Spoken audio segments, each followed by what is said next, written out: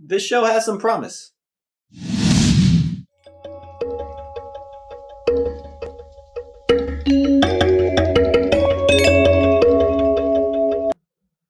Hello, welcome to Just My Thoughts. I'm your host, Khaleel Ward. On this episode, I'll be talking about Shadow and Bone.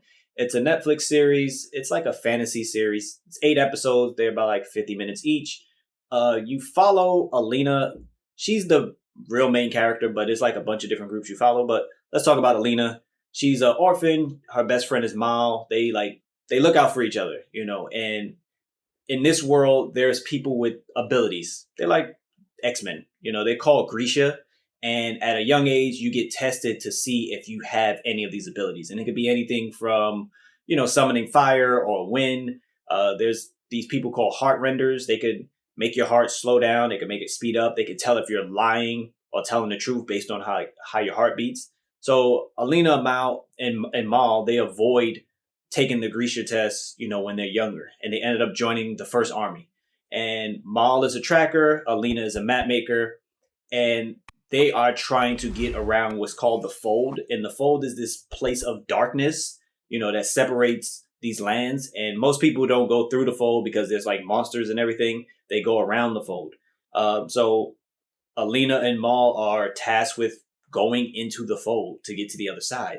And when that happens, they discover that Alina is in fact a Grisha. She's what they call a sun summoner. She's supposed to be like a fairy tale, that's supposed to help the Grisha defeat the fold, essentially. So the second army is all Grisha, people with abilities. They don't really rock with the first army. They work together, but they don't really rock with each other like that. So eventually, once Alina gets her abilities, she's separated. Then you have Mal. He's trying to get back to her. They're the type of friends that they always look out for each other, but it seems like there's some, sexual tension there, some energy there that, hasn't been addressed. So you are following Alina when she goes to this palace to learn how to use her abilities. She meets other Grisha to understand like her importance to the world. Then you have Mal. He's trying to get back to her. So he's doing all these different missions to try to make it back to her to have that conversation because he never knew that she was a Grisha. She didn't know that she was a Grisha. Then you follow the Crows, which is Kaz and his group of, I don't know, they're not flunkies, but they are kind of corrupt. Kaz owns this bar and he's always looking for the next deal, the next big score. And he's tasked with kidnapping Alina and bringing them to these people. And it's for $1 million, essentially. So he is the mastermind. Kaz is the mastermind. And I really enjoyed his group like the most because they're always getting into something. They're always trying to complete a heist. So it's a lot of dressing up and coming up with different things.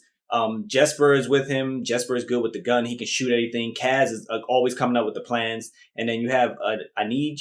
She is like the fighter. So Kaz's group finds a way to travel through the fold to find Alina. And it's like a lot of chaos ensues with these groups. And then you have General Kerrigan, who loves Alina because she's the sun summoner. Kerrigan's ability is to take away the light. He brings darkness, and then Alina brings the sun, so it's like light and dark. And he thinks she's the key to stopping the fold.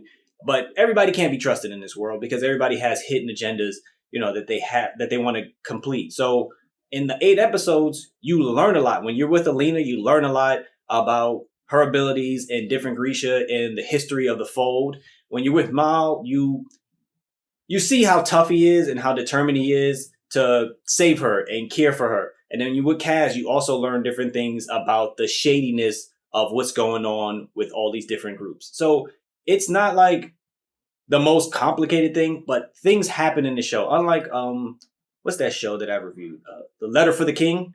I reviewed that on Netflix a while ago, and nothing really happened in that show. This show, things actually develop, and it's pushing you forward. It's pushing the narrative forward. It's pushing Alina's character arc forward, and it's setting it up for another season, which I'm looking forward to. It was enjoyable. They do magic. They do hand-to-hand combat. Jesper gets to shoot his guns. And it's entertaining. And again, it's only 8 episodes. So I enjoyed it. I would say Shadow and Bone it's something you should check out if you enjoy the fantasy aspect of shows. It takes a little while to get going because you have to discover Alina's ability. But, when you're with her, it's really cool. When you with Kaz and this group, it's more laid back and funny because they are always trying to steal something or do something illegal. But Shadow and Bone, I enjoyed it. Check it out. If you watched it, please let me know what you thought about it. Don't forget to like, comment, and subscribe. Thanks for listening. Thanks for watching. Deuces.